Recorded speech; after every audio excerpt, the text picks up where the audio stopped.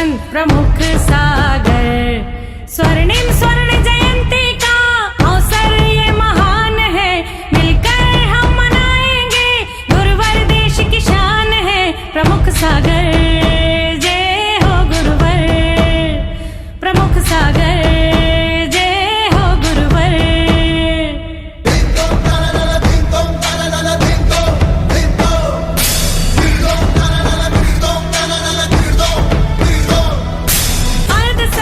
तब स्नेह भावात्माओं, हमारा जीवन कैसे आनंद में हो, हमारे परिवार में कैसे सुख शांति हो, हमारा मन कैसे आनंद से भरकर जीने का प्रयास करे। ख्याल करो, हम कैसे अपने जीवन को आनंद में बनाएं, कैसे परिवार में सुख शांति का भाव लाएं, कैसे हमारा वो परिवार धर्म से, धन से, गुरु से और मन से जुड़ा रहे। हमें क्या करना है, अब विचार करना। यदि आपको शहद जैसा मीठा जीवन बनाना है ना, शहद मीठा होता है, अगर आपको शहद जैसा मीठा जीवन बनाना है तो एक बात का ख्याल रखना, मधुमक्खी की तरह एकजुट रहने का प्रयास करो। तुम्हारा जीवन शहद जैसा मधुर हो जाए तो कोई आश्चर्य की बात नहीं। जहां अकेले अकेले रहने की परिणति आई है, जहां सेपरेट परिवारों की संस्कृति पनप रही है, वहां पर हमारी अंदर सबसे परिवारों में विकृति पनप रही है। जहां हमारे संयुक्त परिवार हैं, जहां हमारी जॉइंट फैमिलियां हैं, जहां हमारा परिवार जुड़ा हुआ है, समझ के रखना वो परिवार ही नहीं जुड़ा है, उस परिवार से समाज भी जुड़ी है, उस परिवार से भगवान भी जुड़ा हो तो कोई आश्चर्य की बात नहीं। पहले के परिवार संयुक्त हुआ करते थे, लेकिन आज के परिवार सब सेपरेट होने लगे हैं। पहले एक चौके में पूरा परिवार भोजन करता था और आज की स्थितियां ये हो गई हैं, परिवार के जितने लोग उतने चौके हो गए। मैं आपसे कहना चाहता हूँ, परिवार में आ जाऊँ तो परिवार की बात करूँगा, तो मैं आपसे कहना चाहता हूँ कि अगर आपको वो सुख शांति, वो संपन्नता, वो वैभव प्राप्त करना है तो आप संयुक्त परिवारों को बहुत ज़्यादा महत्व दें अपने जीवन में। घर छोटे हों तो चलेगा, लेकिन दिल छोटे नहीं होना चाहिए, ये बात का ख्याल रखना। आप ख्याल करके रखना, ऐसे ऐसे परिवार हमने देखे हैं जिनके अंदर घरों में कमरा एक है। बंबई होकर आया हूँ, बंबई में चातुर्मास किया है। कलकत्ता होके आया हूँ, कलकत्ता चातुर्मास किया है। एक बाड़ी में 50 फैमिलियाँ रुक जाती। आप ख्याल करके रखना, कलकत्ता बंबई में देखा जाए, एक जितना बड़ा तुम्हारा बाथरूम होता है ना, अभी मैं घरों में जाऊंगा, जितना बड़ा तुम्हारे बाथरूम होते हैं, जितने बड़े तुम्हारे किचन होते हैं, उन घरों में उन फैमिली, उतनी जगह में एक एक फैमिली रुक जाती है और एक एक परिवार रुक जाता है और इतना आनंद बरसता है। क्यों? घर छोटे हैं लेकिन मन बड़े हैं। आप विचार करके रखना, जगह बहुत छोटी है लेकिन दिल में बहुत बड़ी जगह है। तो मैं आपसे कहना चाहता हूं, कैसे प्रयास करा जाए, कैसे आपस में विचार किया जाए, कैसे संयुक्त जीवन को जिया जाए। जहां पर संयुक्त जीवन जीने की कला है, समझ के रखना, वहां पर सब कुछ उनके पास है। लेकिन आजकल नई पीढ़ी है, वो छोटी जगह पसंद नहीं करती है, उसे बड़ी जगह चाहिए और बड़ी चाहिए और बड़ी जगह चाहिए। मैं आपसे कहना चाहूँगा, खूब जगह बड़ी बनाओ, खूब जगह बड़े बड़े प्लाट बनाओ, बड़ी बड़ी बिल्डिंगें बनाओ, कई चौके बनाओ, कई मकान बनाओ, कई वैभव बनाओ। लेकिन एक बात का हमेशा ख्याल रखना, मकान बड़े बनते रहें, सब कुछ बड़ा बनता रहे, लेकिन मन एक साथ मिला रहेगा तो हमारा जीवन बहुत बहुत आनंदित होगा। 4 चौके हों कोई दिक्कत नहीं है, लेकिन 4 चौकों में रसोई में जो रस बने वो एक जैसा होना चाहिए। ख्याल करो, धन बंटता है तो बंट जाने देना, लेकिन मन मत बंटने देना। वैभव बढ़ता है तो बंट जाने देना, लेकिन अंदर का संस्कार नहीं बंटने देना। हमारी दौलत बढ़ती है तो बंट जाने देना, लेकिन अंदर का शोहरत नहीं बंटने देना। जिन परिवारों में संयुक्त रूप से रोज भोजन होता है ना एक साथ बैठकर, वो परिवार का भोजन नहीं, वो परिवार का भोजन भी भजन का काम करता हो तो कोई आश्चर्य की बात नहीं। जिन परिवारों में सब लोग घर के हर सदस्य बैठकर एक साथ भोजन करते हों, आप देखना उन घरों में, उन परिवारों में उदारता की भावना आती है और उन परिवारों में आत्मीयता की भावना आती है। जिन घरों में एक साथ बैठकर एक भोजन की थाली में बैठते हैं और वो एक साथ बैठकर भोजन करने का प्रयास करते हैं, वो भोजन नहीं वो भजन हो जाया करता है। आप विचार करके रखना, दो काम आपको हमेशा हर परिवार को करना चाहिए, भोजन और भजन सामूहिक करना चाहिए। भोजन सामूहिक हमारे शरीर की व्यवस्था को बनाता है और भजन सामूहिक हमारी आत्मा की व्यवस्था को बनाए तो कोई आश्चर्य की बात नहीं है। और हमने इन दोनों को ही छोड़ दिया।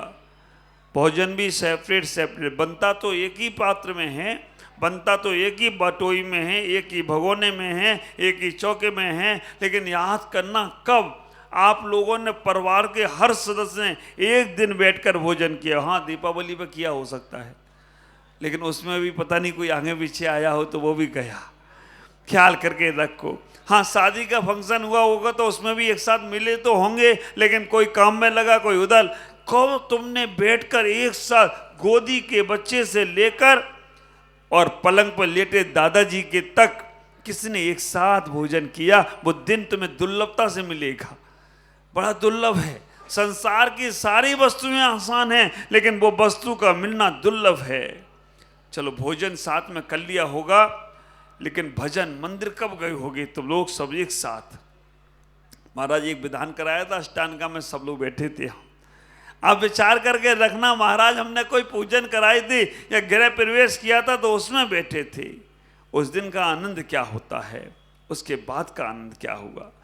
तो हमें इतना ही विचार करके रखना, हम रोज ना कर पाए तो कम से कम महीने में एक दिन हर परिवार के सदस्य को एक साथ बैठकर भोजन करना है। वो तुम्हारे भोजन नहीं, वो परमात्मा की सबसे बड़ी पूजन हो जाए तो कोई आश्चर्य की बात नहीं। इतना भी तुम्हारा मन नहीं मिला है, नियम बना लो अपने घर में, हमें कम से कम महीने में एक दिन, चाहे सुबह का भोजन हो चाहे दोपहर का भोजन हो, हमें साथ में करना है। कुछ भी हो जाए उस दिन किसी को कोई छुट्टी नहीं, भोजन नहीं करना हो, उपास करना हो, लेकिन बैठना उसी दिन पड़ेगा साथ में।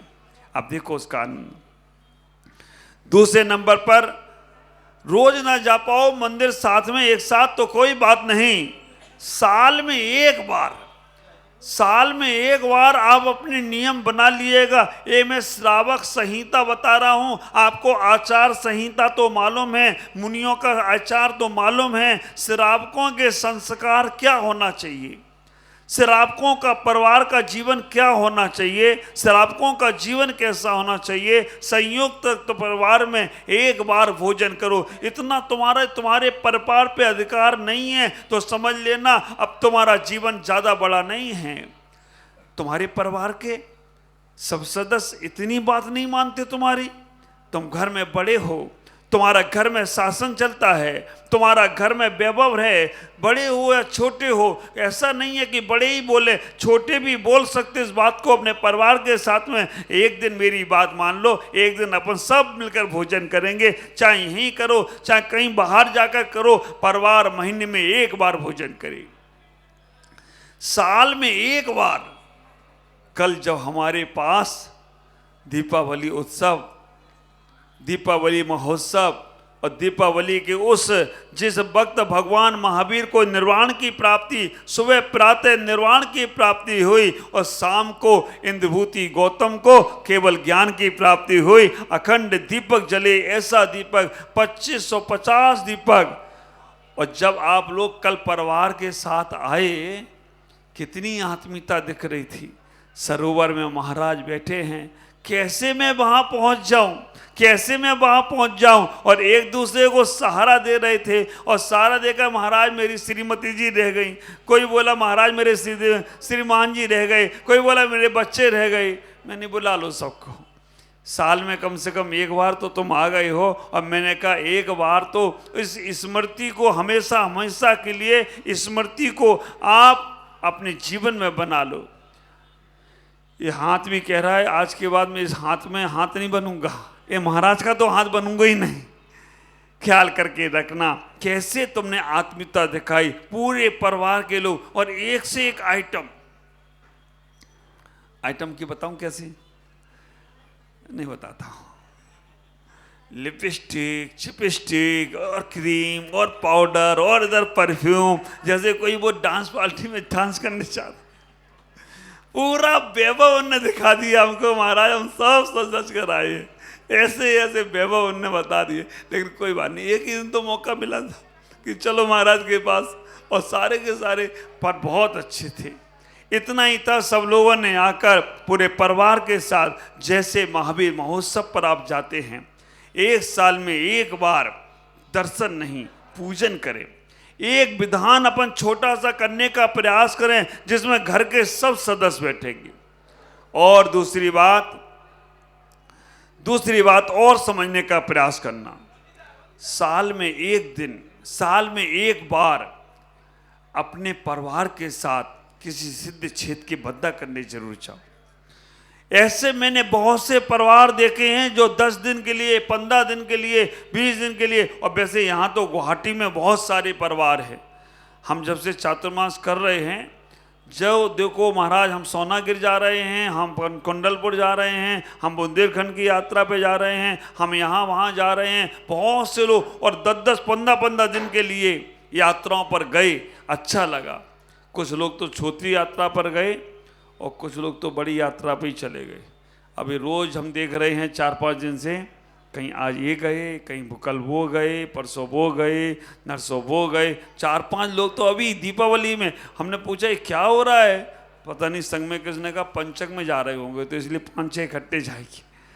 जिनके संग में आप विचार करके रखना कि पंचक में एक गए होंगे तो 2-3 वो लंबी यात्रा पर लोग चले गए। और दीपावली के समय पर उन परिवारों को दुख महसूस नहीं करना है, क्योंकि इतना ही सोचना, जब भगवान महावीर निर्वाण को प्राप्त हुए उस समय हमारे परिवार का सदस्य उस अनंत यात्रा पर चला गया है, तो कोई बहुत अच्छा पुण्यशाली होगा। लेकिन बहुत कम होता है, क्योंकि जिनके परिवार का जो चाहता है, कैसी उम्र, 50 साल में चले गए, 55 साल में चले गए, कोई 75-60 में चले गए, कुछ भी नहीं था। एक बच्ची की शादी होनी थी, उसके पिता अचानक चले गए, वो बच्चे आकर रोने लग गई। आप विचार करके रखना, ऐसे ऐसे सब चले गए। लेकिन एक ख्याल करके रखो कि जाना तो सबको ही है, लेकिन कुछ अच्छे कार्य करके चले जाओ। साल में एक बार अपने परिवार के साथ, केवल परिवार, व्यापार नहीं, सब सदस्यों को लेकर कोई तीर्थ पर चले जाओ, वहाँ विधान पूजा करो, या कोई यात्रा पर चले जाओ, पूरे भारत की यात्रा करो, पूरे विश्व की यात्रा करो, जिससे तुम्हारे परिवार और सब में आत्मीयता बने। व्यापार में तुम्हारा बहुत होता है, लेकिन आप अपने जीवन को समझें। हम परिवार संयुक्त बनाएं, सभी को मिला जुला कर मन रखने का प्रयास करें, लेकिन बहुत कम होता है। कहीं किसी ने मन खराब कर लिया है, कहीं किसी ने तुमसे बैरभाव रख लिया है, चाहे वही भला ही सगा हो या कैसा भी हो, तो हम उसके सामने कोई अच्छी बात भी रखना चाहें तो वो बुरा मानता है। लेकिन मैं कहना चाहूँगा, कैसे मिला सकते हो मन मिलाने का प्रयास करो। सुकून वहाँ नहीं मिलता है जहाँ धन होता है, सुकून वहाँ मिलता है जब मन अपना आपस पास में होता है। तो मन तुम्हारा साथ में है तो बहुत अच्छा होगा। लेकिन फिर भी अगर कहीं नहीं मन मिल पा रहा है तो बुरा मत सोचो, उसके बारे में अच्छा सोचने का प्रयास करो। जो भी तुम्हारे साथ जीवन में जी रहा है उसके साथ अच्छा व्यवहार बनाने का प्रयास करो। एक बात का हमेशा ख्याल रखना, अगर घर में तुम्हारे माँ बाप हैं, घर में तुम्हारे माता पिता हैं, उन्हें तुम सोने चांदी से जड़ो, उतनी खुशी नहीं होगी।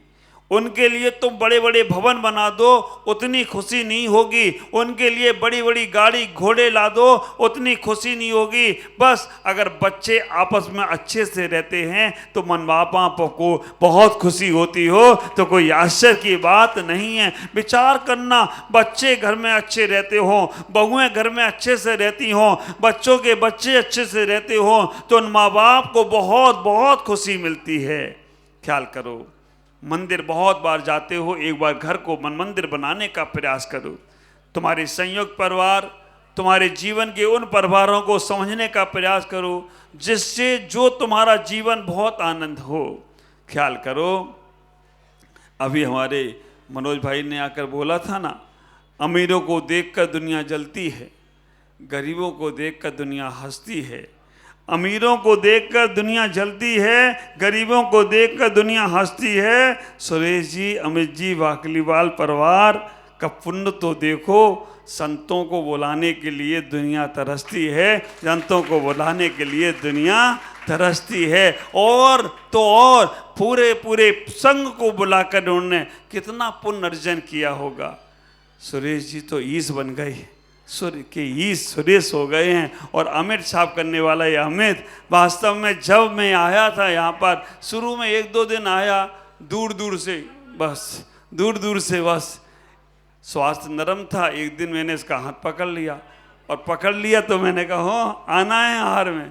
उसके बाद तो ऐसा मास्टर हो गया है, अब मेरे को कब क्या लेना है मुझे नहीं मालूम, इससे सब मालूम। विचार करके रखना, और कितना लेना है, और कब वो बंद होने वाला है, उसके बाद अब क्या नहीं चलने वाला है, ये इसको सब पता हो गया है। ये संतों की चर्या का जानना ही बहुत बड़ा पुण्य है। ख्याल करो, संतों से जो कुछ मिलता है, बहुत से लोग बोलते हैं महाराज सब कुछ आप इन दोनों को ही दे दो। 4 बच्चे पूरे आहार में चलते हैं, अमित, राहुल, सौरभ और संदीप। अब ये चारों आजू बाजू में ही खड़े रहते हैं, कटोरी इनके पास ही रहती है। क्यों? इन्हें मालूम है, और इनसे जो तुम्हारे हाथ में जाकर दोगे, अब तुमको दे दे, देने की जल्दी नहीं, भागने की जल्दी पहले पड़ती है। और तो और देना कितना है, कितना साधु के हाथ में क्या करना है, ख्याल करके रखना। आप अपने पुण्य को बढ़ाएं, और पुण्य को बढ़ाकर आप अपने जीवन को बहुत आनंदित बना सकते हो।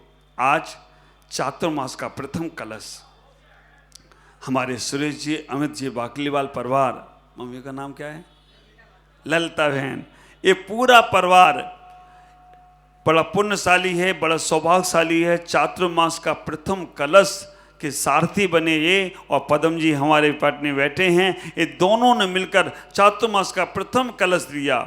समाज की उदारता, दोनों को बड़े बड़े कलश देने का प्रयास किया, नहीं तो एक ही कलश में दोनों को, हमें तो लग रहा था कि एक ऊपर वाला इनको देना पड़ेगा, छोटा वाला इनको देना पड़ेगा, लेकिन समाज ने उदारता रख के दोनों को बड़ी कलश दिए हैं। मैं आपसे कहूँगा, एक कलश नहीं, एक कल्प वृक्ष है।